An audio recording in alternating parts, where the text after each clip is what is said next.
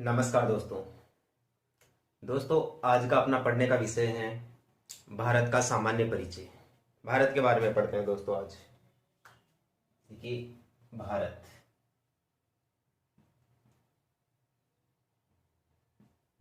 का सामान्य परिचय।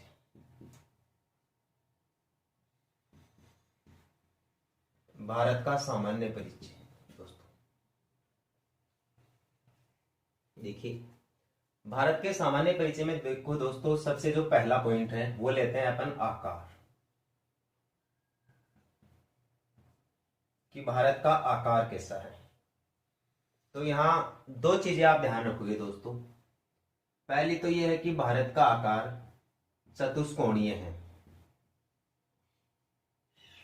भारत का जो आकार है वो चतुष्कोणीय है। यहां आप कंफ्यूजन ना हो, कई जगह ऑप्शन में दोस्तों विषम कोणीय चतुर्भुज लिखा हुआ होता है। कई बार ऑप्शन में विषम कोणीय चतुर्भुज लिखा हुआ होता है दोस्तों। तो ये विषम कोणीय चतुर्भुज दोस्तों भारत का आकार नहीं है, ये राजस्थान राज्य का आकार है। भारत का क्षेत्रफल की दृष्टि से जो सबसे बड़ा राज्य है राजस्थान, उसका आकार है विषम कोणीय चतुर्भुज। लेकिन यदि आपसे केवल भारत का आकार पूछे या भारत की आकृति पूछे तो दोस्तों चतुष्कोणीय होती है। ठीक है। एक क्वेश्चन आप ऐसे भी पूछा जाता है दोस्तों कि प्रायद्वीपीय भारत का आकार कैसा है। प्रायद्वीपीय भारत की यदि आपसे आकृति पूछ ली जाए तो दोस्तों आपको बतानी है त्रिभुजाकार। प्रायद्वीपीय भारत की आकृति दोस्तों त्रिभुजाकार होती है। प्रायद्वीपीय भारत कौन सा होता है? ये जो ऐसा आकार है अपना कर्क रेखा के जो दक्षिण वाला भारत है, उसे ही दोस्तों प्रायद्वीपीय भारत कहते हैं। और प्रायद्वीपीय भारत की आकृति देखो देखने में दिख रही है कि त्रिभुज के समान लग रहा है। ठीक है। अब यहां ये चीज और समझ लो आपकी, प्रायद्वीप क्या होता है? कोई भी ऐसा स्थल खंड जिसके तीन तरफ जल राशि हो, कोई भी ऐसा स्थल खंड जिसके तीन तरफ जल राशि हो, प्रायद्वीप कहलाता है।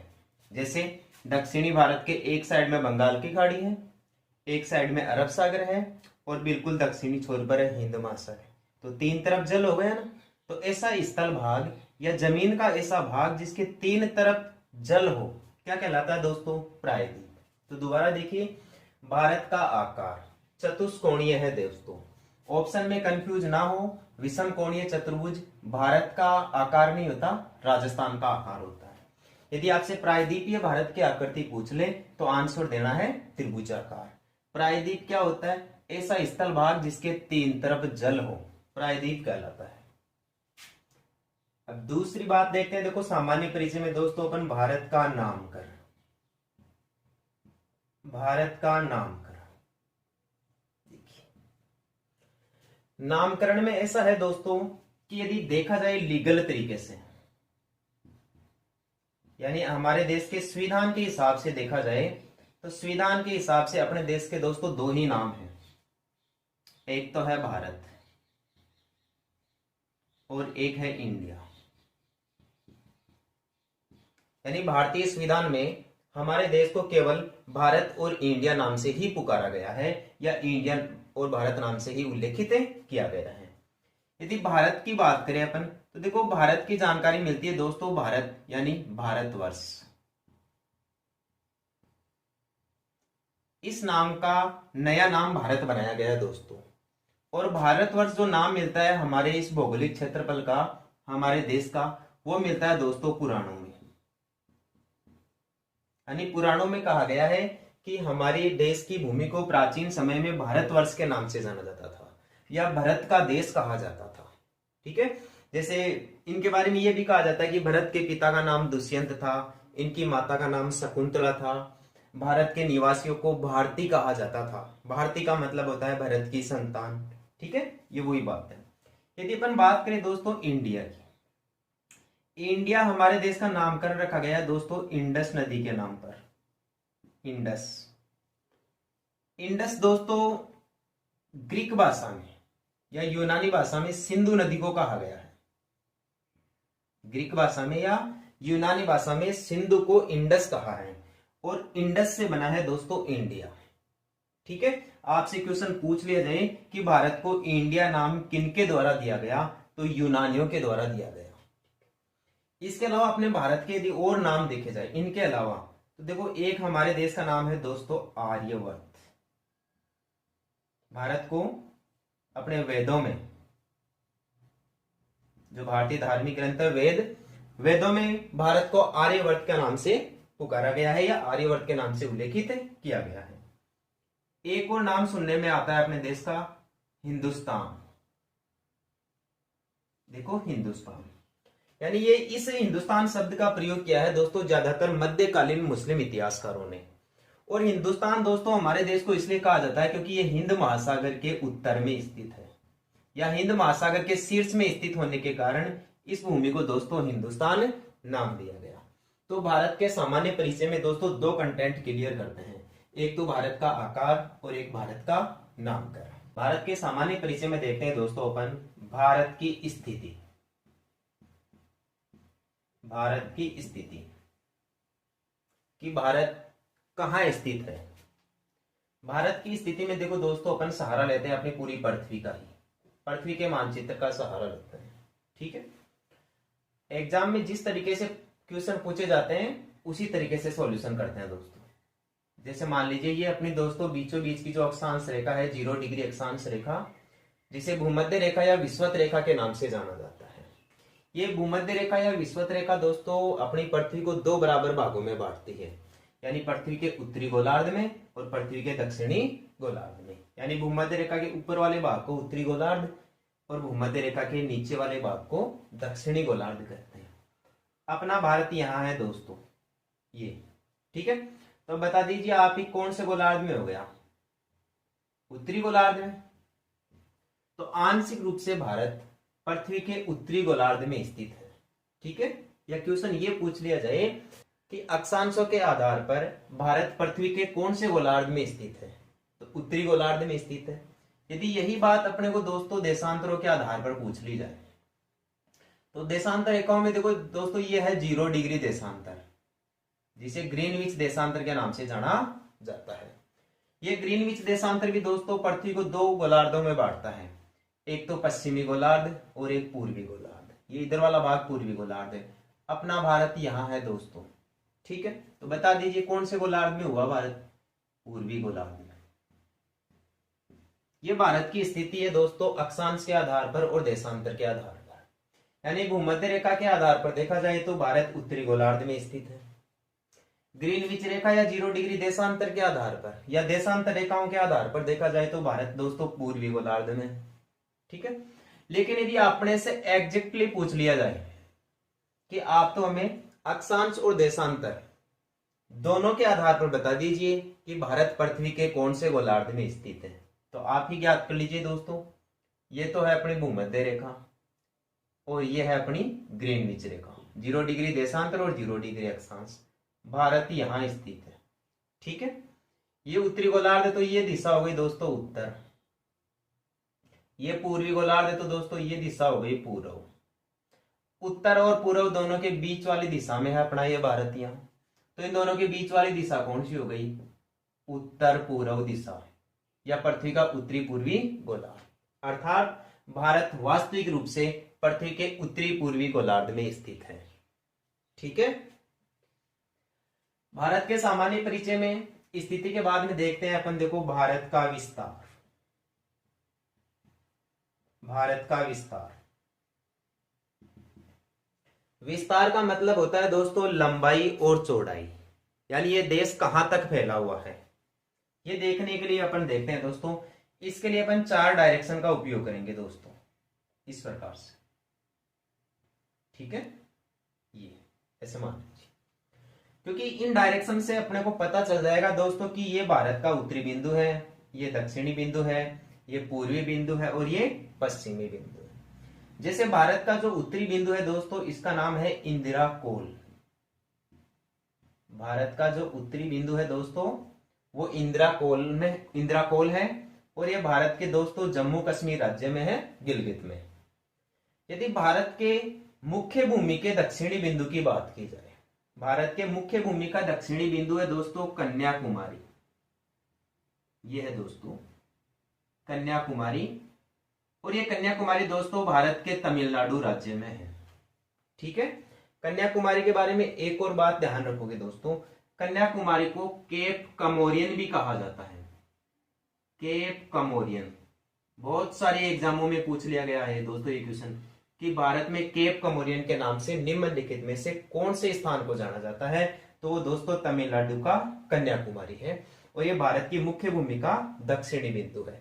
अर्थात भारत उत्तर में तो जम्मू कश्मीर के इंदिरा कोल तक फैला हुआ है, और भारत दक्षिण में तमिलनाडु के कन्याकुमारी तक फैला हुआ है। कन्याकुमारी तक केवल मुख्य भूमि तक। मुख्य भूमि के अलावा यहाँ पर सागर में भी अपने भारत की जमीन है दोस्तों, जिसे अंडमान और निकोबार कहते हैं। अंडमान और निकोबार द्वीप समूह कहते हैं। इस निकोबार द्वीप समूह का जो दक्षिणतम हिस्सा है दोस्तों, ये इसे कहा जाता है ग्रेट निकोबार, और इस ग्रेट निकोबार में स्थित है दोस्तों इंदिरा पॉइंट। इंदिरा पॉइंट, तो इंदिरा पॉइंट हो गया भारत का दक्षिणतम बिंदु। क्वेश्चन आपसे पूछ लिया जाए कि भारत का दक्षिणतम बिंदु बताइए कौन सा है, तो इंदिरा पॉइंट। भारत की मुख्य भूमि का दक्षिणी बिंदु बताइए, तो कन्याकुमारी। आपसे पूछ लिया जाए कन्याकुमारी कहां है, तमिलनाडु में। पूछ लिया जाए इंदिरा पॉइंट कहां स्थित है दोस्तों, अंडमान निकोबार द्वीप समूह में, तो अंडमान निकोबार द्वीप समूह में भी कहा है, यह है दोस्तों ग्रेट निकोबार में।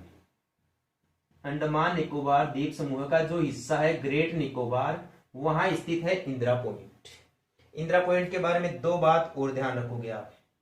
इंदिरा पॉइंट को दोस्तों पिग्मेलियन पॉइंट भी कहते हैं। पिग्मेलियन पॉइंट,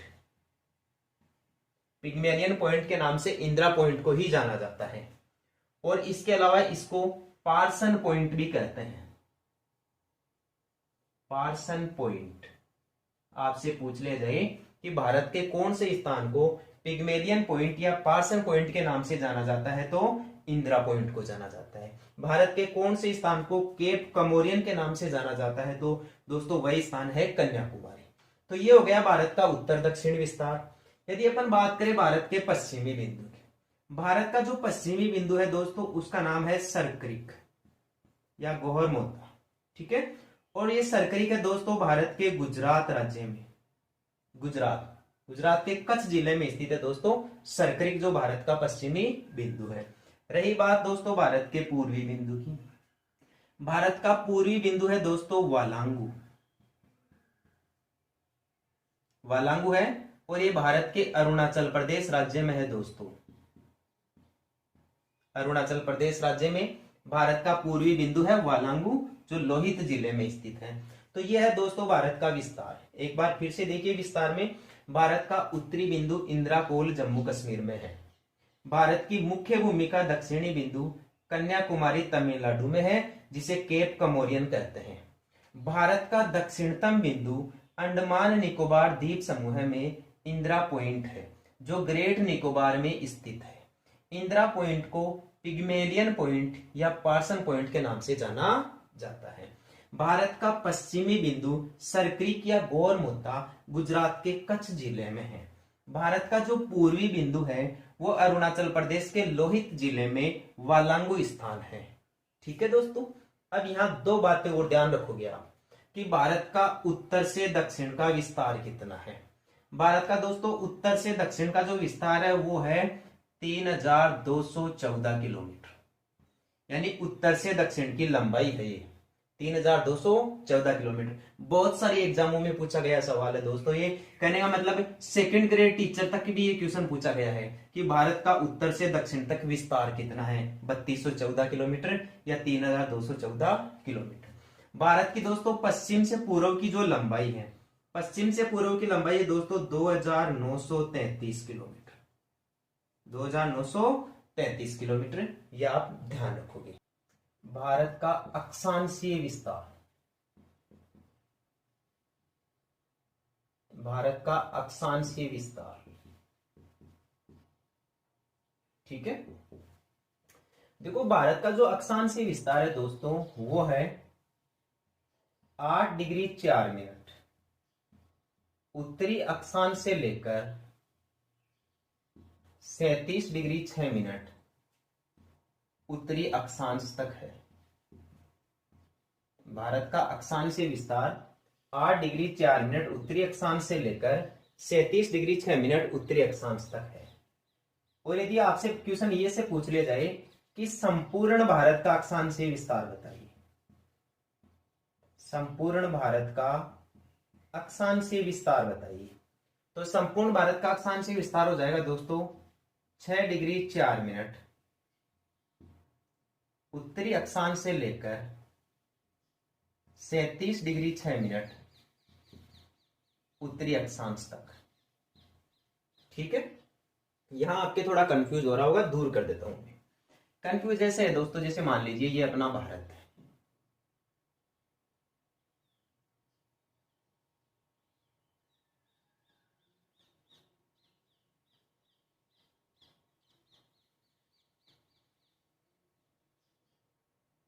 ऐसे मान लीजिए दोस्तों ये अपने भारत का मानचित्र है। यहां देखते हैं अपन, इसके हिसाब से देखते हैं अपन कि संपूर्ण भारत का अक्षांशीय विस्तार और आंशिक भारत का अक्षांशीय विस्तार।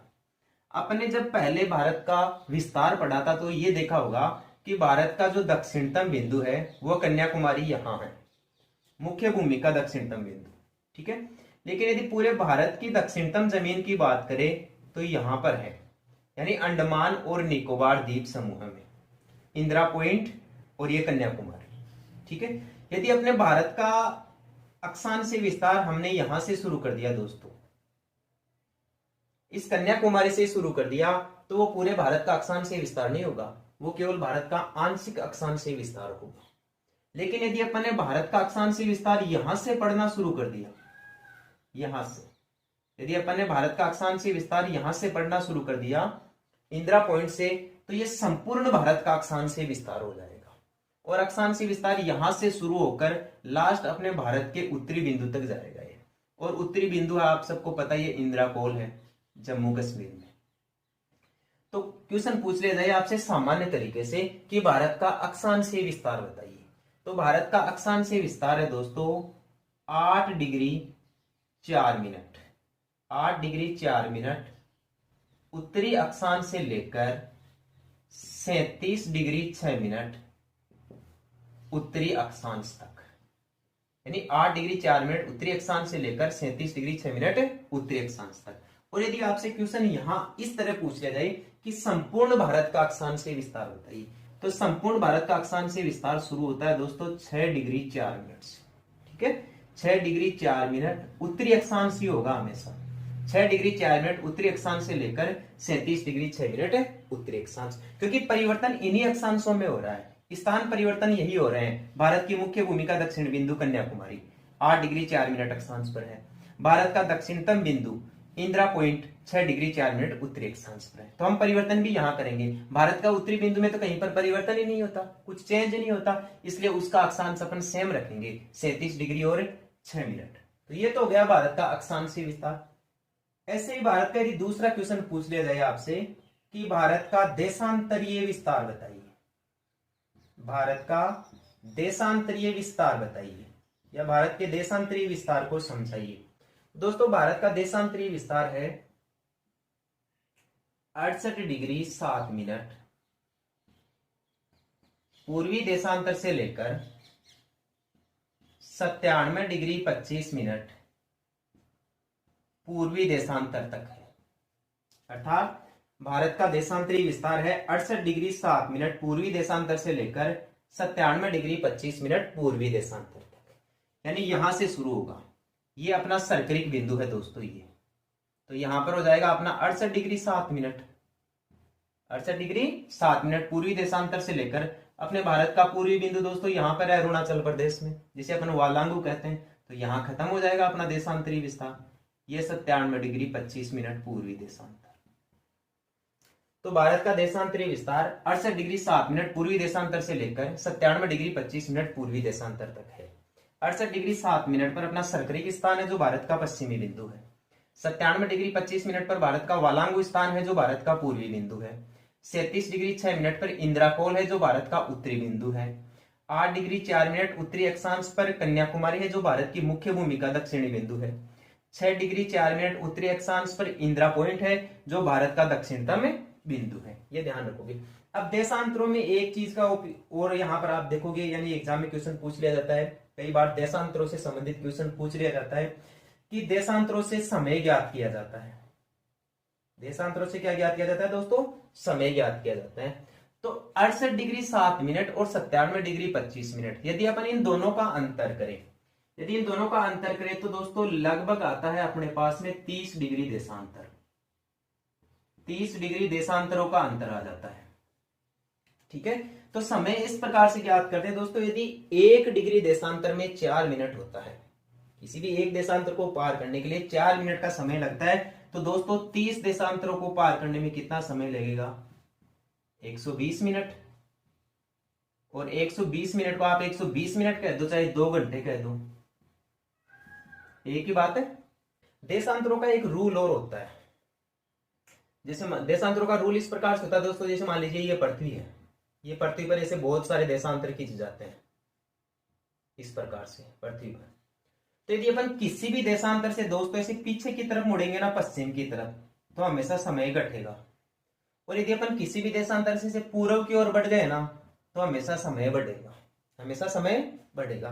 तो सबसे पहली चीज तो यह है कि भारत के पश्चिम और पूर्व में 30 देशांतरों का अंतर है। 30 देशांतरों का अंतर का मतलब कितना समय हो गया? 2 घंटे। तो भारत के पश्चिम और पूर्व में 2 घंटे के समय का अंतर है।